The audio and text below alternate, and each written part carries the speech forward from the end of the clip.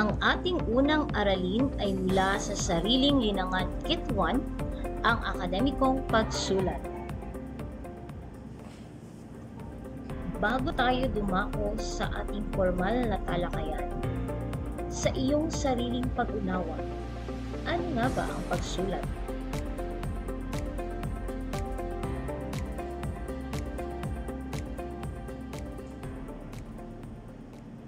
Ang pagsulat ay pagsasalin sa papel o sa anumang kasangkapang maaaring magamit na mapagsasalinan ng mga nabuong salita, simbolo at ilustrasyon ng isang tao o mga tao sa layuning maipahayag ang kanyang o kanilang kaisipan.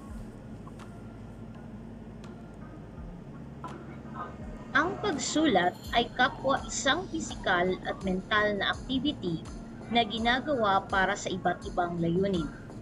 Gawaing pisikal sapagkat ginagamit dito ang kamay at mata. At masasabi rin natin gawaing mental dahil ginagamit dito ang utak sa pagsulat.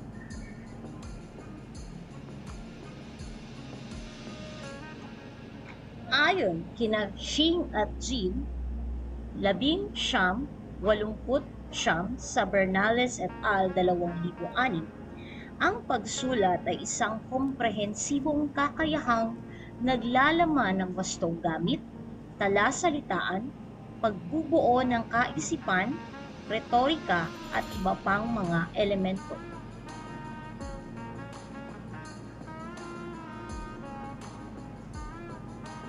Ayon naman kay Badayos 2000, ang kakayahan sa pagsulat ng mabisa ay isang bagay na totoong mailap para sa nakakarami at maging ito'y pagsulat sa unang wika o pangalawang wika man. Sa kabilang dako, ang akademikong pagsulat ay isang masinop at sistematikong pagsulat ukol sa isang karanasang panlipunan na maaring maging batayan ng marami pang pag-aaral na magagamit sa ikatataguyod ng lipunan. Isinasagawa sa isang akademikong institusyon kung saan kinakailangan ang mataas na antas ng kasanayan sa pagsulat.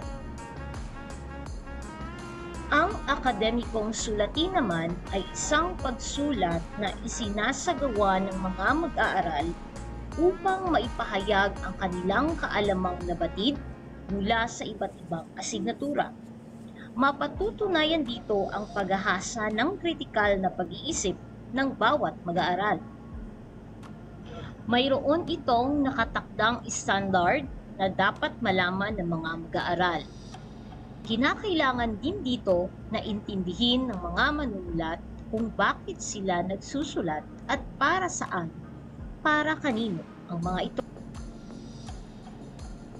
Inilahad ni Goksik 2012 ang ilan sa mga katangian at ang mga pakinabang ng sulating akademiko.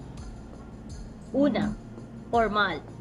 Ang antas ng wikang gagamitin ay may mataas na kaantasan.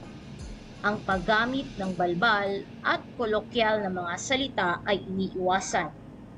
Ikalawa, objektibo. Ang impormasyong gustong ilahad ay binibigyang diin. Ikatlo, malinaw. Ang mga ideya ay malinaw, sunod-sunod at magkakaunay. Pang-apat, may paninindigan. May sariling pagpapasya. At panghuli, may pananagutan. Ihayag ang mga katibayan at pangangatwiran sa bunga ng pananaliksik at pag-aaral. Dadako tayo ngayon sa layunin ng akademikong pagsulat. Una, mapanghikayat na layunin. Mahikayat ang kanyang mambabasa na maniwala sa kanyang posisyon hinggil sa isang paksa. Ikalawa, mapanuring layunin. Ito ay analytical na pagsulat. Ipinapaliwanag at sinusuri ang mga posibleng sagot sa isang tanong at piliin ang pinakamahusay na sagot batay sa ilang pamantayan. Ikatlo, impormatibong layunin. Ipinapaliwanag ang mga posibleng sagot sa isang tanong upang mabigyan ang mambabasa ng bagong impormasyon o kaalaman hinggil sa isang paksa. Tungkulin o gamit ng akademikong pagsulat. Una, ang akademikong pagsulat ay lumilinang ng kahusayan sa wika. Nalilinang ang kakayahang komunikatibo ng mga mag-aaral. Pag sinabi nating kakayahang komunikatibo, ito ay maging maayos ang komunikasyon, mabatid ang tamang mensahe at magkaunawaan ng lubusan ang dalawang nag-uusap. Nalilinang din ng akademikong pagsulat ang kakayahang diskursal ng mga mag-aaral.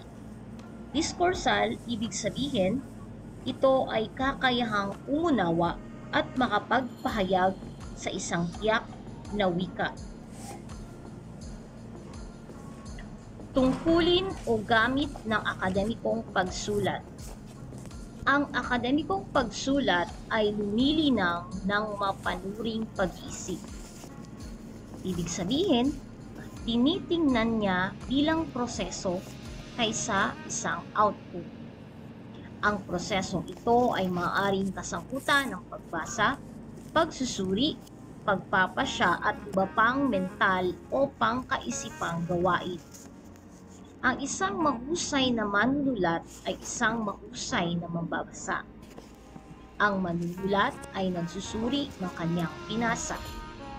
Ang mga gawain ay lumilinang ng kritikal na pag-iisip na kailangang-kailangan upang ang isang individual ay maging matagumpay hindi lamang sa akademya, kundi lalo't higit sa iba't ibang gawain at larangan sa labas ng paaralan.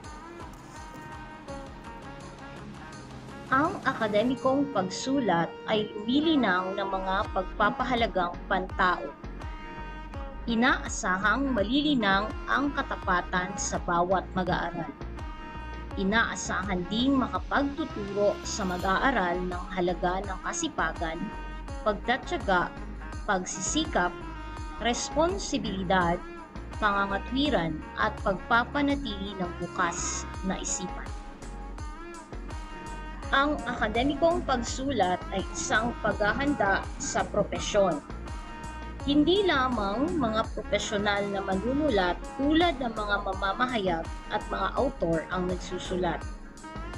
Halos lahat ng maiisip na profesyon ay pinasasangkutan ng pagsulat. Anyo ng akademikong pagsulat. Ito ay masasabi nating reaction paper at term paper dahil sa dalas ng pagpapagawa ng mga ito sa mga mag-aaral sa mataas na paaralan. Ayon naman sa gabay sa kurikulum na mula sa Departamento ng Edukasyon, ang mga anyo ito ng akademikong papel ay hinati ng may akda sa 3 kategorya. Unang kategorya, karaniwang anyo. Madalas na ipagawa sa mga mag-aaral sa iba't ibang asignatura. Halimbawa, synthesis, buod, review, abstract, at talumpati. Ikalawa, personal na anyo. Personal ang mga ito at nakatuon sa sarili. Nakatuon ang mga ito sa manunulat mismo, sa kanyang iniisip at nadarama kaugnay ng kanyang paksa, maging sa kanyang mga personal na karanasan at maging sa kanyang may pagkiling o subjective na pananaw. Halimbawa, reflektibong sanaysay, posisyong papel, lakbay sanaysay at pictorial essay.